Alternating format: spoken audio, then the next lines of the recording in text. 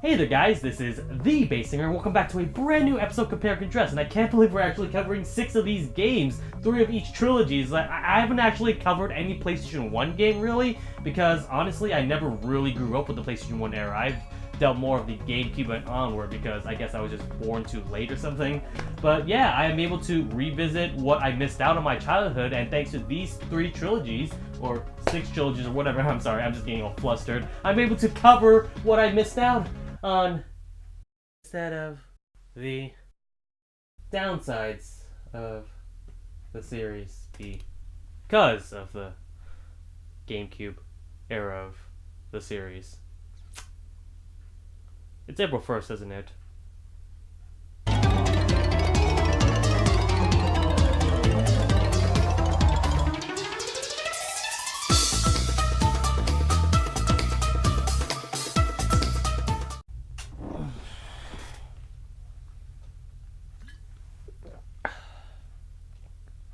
April Fools.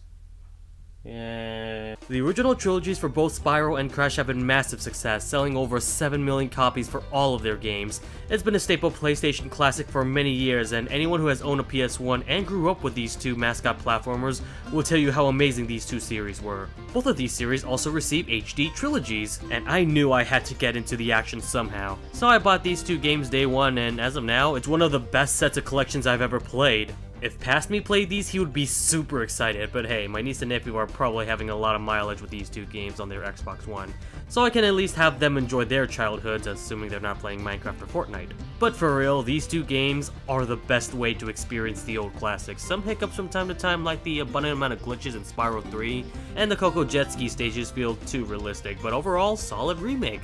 So what's gonna happen afterwards now that Spyro and Crash have the spotlight? Well, I hope to God that they don't remake these two games next in the line, because I am not looking forward to covering these two games whatsoever.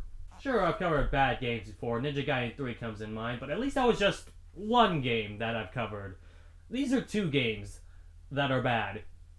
So you may be wondering why I'm recording their backs rather than their fronts when it comes to these live action segments where they're starred in the TV screen right here. Well, that's because every time I try to go from their fronts in Spyro into the dragon, the camera always freaking like zooms back into Spyro's back.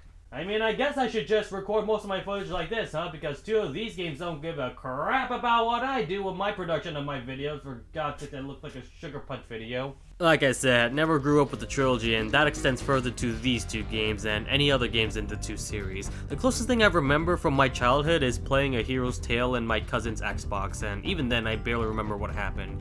I don't know if I enjoyed it or not, but I most certainly didn't play it religiously. So I'm heading for new territory here with both of these games, and before you ask, this video was in production while the Wrath of Cortex Let's Play was publishing, so while it's technically my first time playing through it, the footage you're about to see is my re-recording with native hardware, as the first time I played through this game was an emulator. I didn't want to cheat my way through it, so I'm doing the official thing. Wait a minute, both of these games got player choice? Oh god, I fear for the future. So what are we waiting for? Let's just...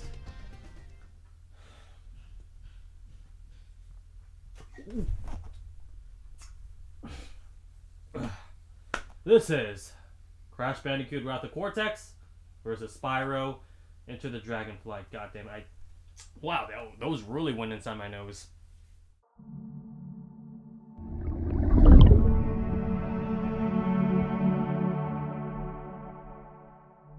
Crash Bandicoot starts off with a villain roll call. All the previous bad guys from the first trilogies make an appearance and never return. Only Cortex partake in this dastardly evil plan, as they all summon the 4 elementals to power up Crunch Bandicoot, Cortex's latest technology to defeat Crash. Aku Aku gets note of this as he warns our heroes Crash and Coco. And so it's off as we travel through 5 different levels on 5 different hub worlds, plus a boss battle in each one of them, with our heroes succeeding. But because they, and by they I mean the player, fail to get enough gems, Uka Uka can revive them indefinitely until they collect all the gems. So essentially, in order to get the true ending, you need to get a 100% completion bonus. By doing so, you get a cutscene where Uka Uka viciously, shoots something at Cortex and misses as he destroys a wall, which somehow breaks Crunch's mind control device. Our heroes and Crunch escape as Cortex attempts to do so as well, but Uka Uka is viciously mad, distracting the two from escaping. The game ends with Crunch joining our heroes and Uka Uka constantly chasing Cortex in a thin layer of ice. Yep, that is pretty much it. I mean, I guess I can't really expect much. I had relatively low expectations when it comes to platformer stories, but to see all the bad guys come back just for the intro and not have any other vital role in the game, this just feels like a kick in the dick. The new bad guys don't really offer too much in terms of personality, charm, or even design. It's cool that all their voice actors are represented by famous actors though. Rocco is being voiced by Thomas Wilson, famous for being Biff from Back to the Future. Wawa, voiced by Arlie Ermy, famous for Sergeant Hartman from Full Metal Jacket. Pyro, voiced by Mark Hamill, famous for Goddammit, There's Way Too Much Name. And Lolo, voiced by Jess Harnell, who I know for voicing Wacko from Animaniacs. But as cool as that is, and as amazing as the voice talents are, it doesn't save the fact that these masks are just completely forgettable. The true ending, well, I guess gives us a better resolution than the bad ending. Feels really rushed. It just shows Aku Aku's incompetence and our heroes didn't really evolve throughout the game.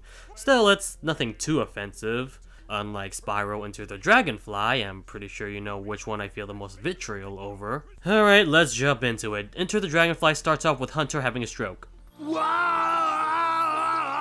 Okay. Our heroes celebrate with a get-together party when all of a sudden Ripto and his two pets return for vengeance. How he managed to survive from his death is never explained, but Ripto plans on kidnapping all the dragonflies in order for dragons to be powerless, so it's up for our heroes, and by our heroes I mean just Spyro, to defeat him once again and save them all. During the middle of our journey, we for some reason get a cutscene where Ripto appears to have escaped from death and prepares himself alongside his goons to face against Spyro. This cutscene plays halfway through the game for some reason.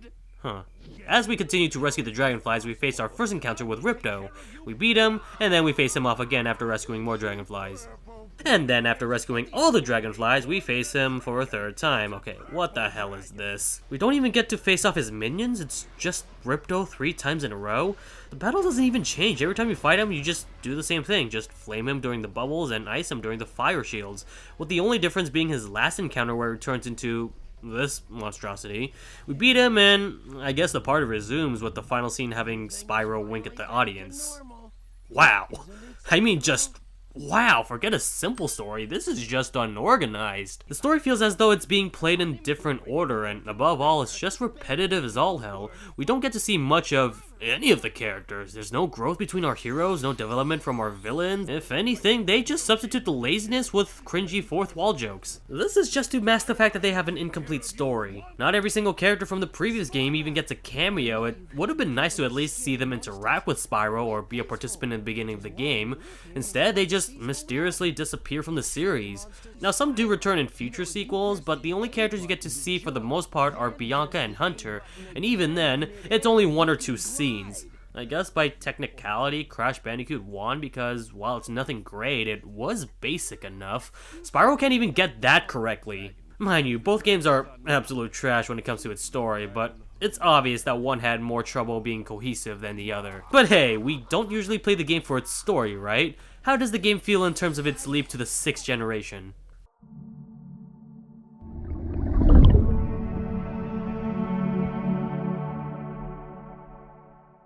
Crash Bandicoot is a linear 3D platformer, but he also has some other gameplay levels. For the most part, his basic platforming level controls are noticeably poor.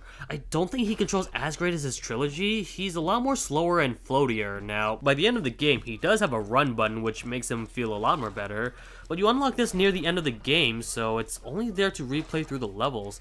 And unfortunately, none of the game's levels really stick out in my mind.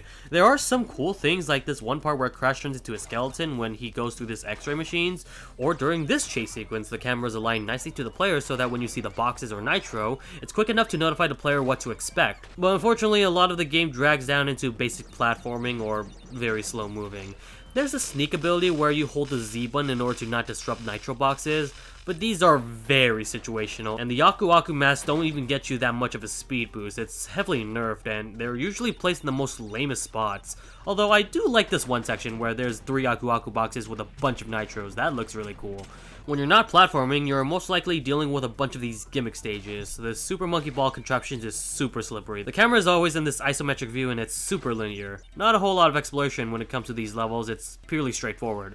Same goes for these underwater stages where you get to pilot either this jet-looking contraption or a gigantic submarine.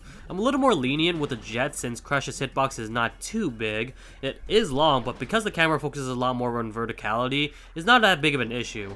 But the submarine can just kiss my ass. It's way too big, and turning with it takes forever. The mines on these levels are freaking ninjas when they come up in the most inconvenient time and kill me. These flying levels are actually not that bad. They don't control perfectly, but they are relatively fun. I do wish that there were more maneuverability options for the plane, since most of them I feel are impossible to fly through without getting hit, and for some reason every time I'm near an obstacle I keep hearing this thud sound effect. Yeah, that ain't annoying at all. Much like these driving levels, which from memory I can only think of one. There may be more when you attempt the true ending, but I didn't bother with that. But yeah, these suck too. They're too slippery and trying to go for all the boxes are a pain. This robot mech also sucks. The projectile button isn't the same as the projectile button when you're on foot. You can't fully jump until you let go of the jump button. It's as if the game has analog buttons, except the jump button is on a digital one. Targeting is absolutely annoying. There's no way to properly aim this consistently. This minecart level only appears on one stage. It controls perfectly fine, but it's a huge missed opportunity, and Coco is actually pretty fun. She's unfortunately limiting compared to her brother, but the level is designed well with her in mind. She's not as fun as Crash though. There are some limitations that halt her from being a blast to play through, like the lack of a double jump or the wasted potential of this kick attack. If we go through the boss battles, I can easily rapid fire them with 2 words: bad and boring. The first battle with Rocco has you playing on this hamster ball again, and if you thought I hated these types of stages, it gets worse with this battle. You touch the rocks to make sure they're blue, but the camera angle is so piss poor. There are times I can't even tell if I'm on the same plane as the rocks or not, and sometimes speeding past it makes you lose more time to get back to it, and sometimes the rocks go way too fast than your own ball. I think it's due to the physics of the rocks and the hamster ball and how they're programmed to be super bouncy. It just makes the battle a lot more of a grind. Wawa is easily the worst battle. It's super difficult with the hit detection between each attack lining up to Crash's hitbox. I swear to god, most of these attacks are way bigger than they appear to be, and on top of that, the platform sinks, meaning you had to rush your ass to beat him. Ducking doesn't seem to help you at all sometimes. You still get hit even when you actually attempt to dodge. Pyro is pretty easy. You just avoid his attacks and attack back once you get to the mech, and Lolo is probably the best one, but only decent at best. I wish that the hit detection actually tells you if you're hitting him or not, but once you know what to do, I guess you'll get the hang of it. It's also one of the only flying stages where defensive options are actually implemented. Overall, the game feels really disappointing. When the game is good, it's only decent, and when it sucks, it really sucks. I can see some glimmers of hope, but unfortunately a lot of its negatives constantly overshadow them. But even after all that mayhem, it's not as bad as Spyro Enter the Dragonfly. Where at least with Crash I had some fun with it, Spyro was a constant chore to deal with. The main goal is to collect the dragonflies in order to rescue them from Ripto's rage, but it seems as though they don't want to be saved as they keep running away. You attack them using your bubble blowing breath, and not only do they move like a pimp named Slipback's prostitute on crack, but your hit detection is completely unclear. There are times where I clearly hit them, but the game doesn't register it. The bubble breath is bad, and its only purpose is to rescue the dragonflies. Breaths in the games are really situational as well. After you get the lightning breath, you can pretty much ignore the fire breath as it's just the weaker version. Ice breath is situational too. You just use them to freeze enemies, and you got a block ability as well, which is only useful in one area. There's this first-person aiming mode, and it feels really weird, at least on the GameCube version. The way that it's aligned is that the Y button aims, while the X button shoots. If you're playing this on a PlayStation 2 controller, it actually does feel natural, since your thumb is aligned perfectly fine with the 2 buttons. But if you're playing this on the GameCube, your thumb is curved so awkwardly that it's very difficult to control. You can collect gems along your journey, and they add to the 100% completion bonus, but for some reason they are spread apart so far away and only give you 1 or 2 gem points. There are some levels that break the monotony, but a lot of these levels like to plaster them all over the place just to make you travel longer distance. They don't even shine when you're far away from them. There's this one section of gems where it's impossible to see without randomly gliding the area, and what's worse, in some parts near that area, there's an invisible wall which indicates to players maybe there's nothing there. This completely discourages exploration. What's the point of putting collectibles in a place that are virtually impossible to get? There are some side missions like this tank thing which controls like shit, time trial levels which for some reason has input delay, gateway levels which barely give you enough time to finish, you had to be really fast in order to get through all of them, and various one-off side missions like this boring UFO, or this boring drum minigame. And these sliding time trials, which admittedly are not the worst thing out there, but dying in these levels give you a pretty huge penalty. What's worse, I 100%ed the game. Ironic, I know, I didn't bother with Crash, but I did with Spyro. Why is that? Well, it's because while it is tedious, it's not that hard to do so. The game is ridiculously easy if you give it the time of day, so I managed to collect all the dragonflies, collect all the gems, and beat the true final boss to get the true ending. But what I found after reloading the save file legitimately made me angry. Once you 100% the game, you are teleported to the final boss every time. You don't get to explore the area anymore, you're just stuck in this boss battle forever. This game actually punishes you for spending so much time and completing the game, and as a reward, you get a dead save file. Okay, so I just found out that you can actually fast travel to a different location, so my outburst of the whole 100% thing is a little bit unwarranted. Still, the 100% thing doesn't really add too much at all. You just get a different ending cutscene, and that's really it. It's not even that fulfilling anyways. Well now, Crash Bandicoot wins again. Does it really matter though? Both these games suck so much that it doesn't really matter which one wins. It's just a matter of which ones suck less. Well, let's just get on to the presentation, as that is the last category for us to cover, so yay.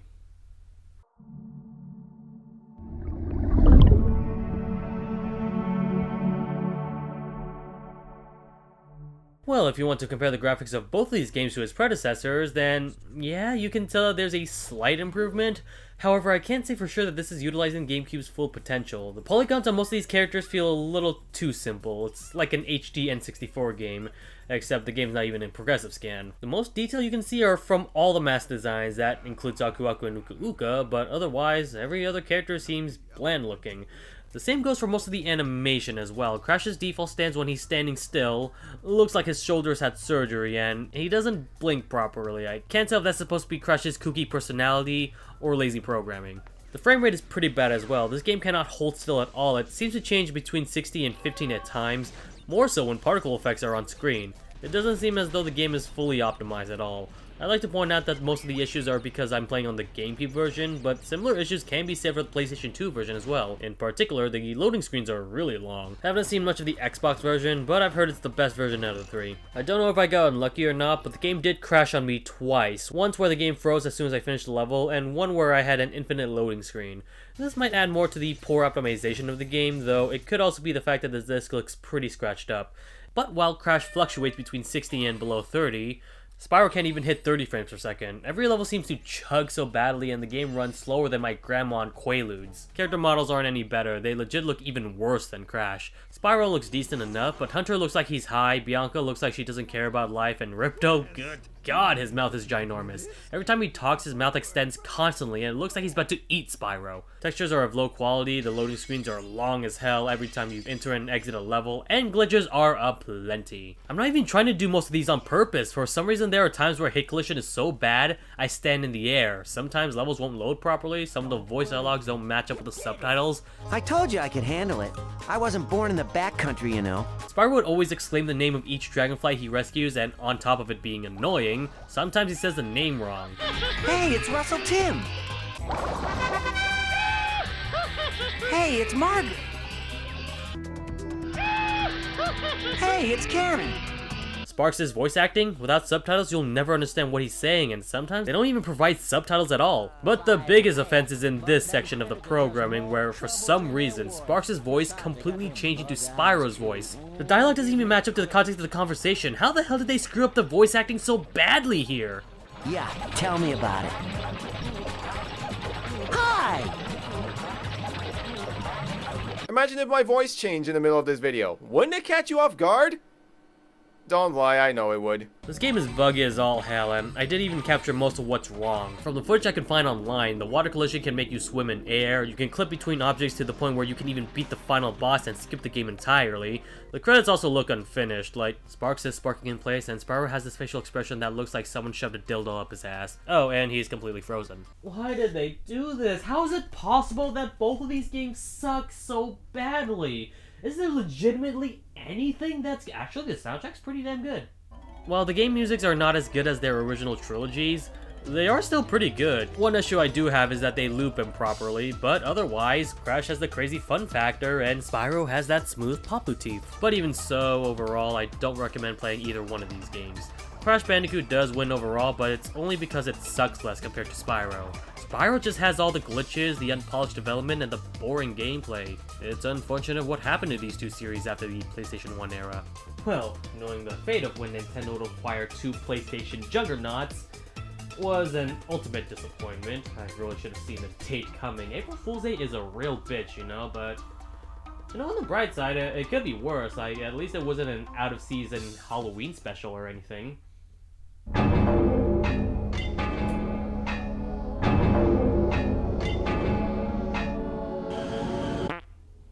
Son of a bitch.